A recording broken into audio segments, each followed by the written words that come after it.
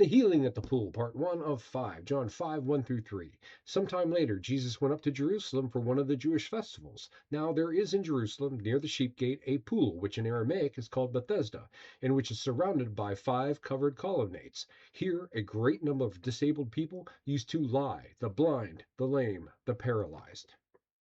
This story is one of the great examples of skeptics and what they often miss. For years, this pool of Bethesda was shown as an example by skeptics of the errancy of the New Testament. Skeptics would point to the fact that no such pool has ever been found, and that this is proof that the Gospels were at the very least unreliable and possibly entirely fictitious.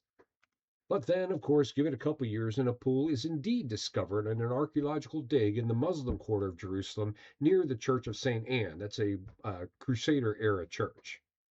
Like we said before, people, details that make things come to life. Here we have a pool surrounded by 5 covered colonnades.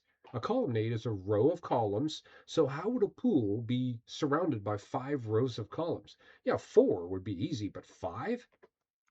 What they discovered in this dig was that this pool was actually 2 pools, with 4 covered colonnades around it and one right down the middle between them. 5 colonnades. Isn't that interesting? When reading your Bible, I highly recommend paying attention to each word, especially note details that are theoretically irrelevant to the narrative but are included for some reason. 5 colonnades is completely irrelevant, and if the author of the Gospel of John were lying when they wrote this, he or she would be foolish to mention it. But see, they were not lying. What you read in the Gospels is real. It is true. It happened.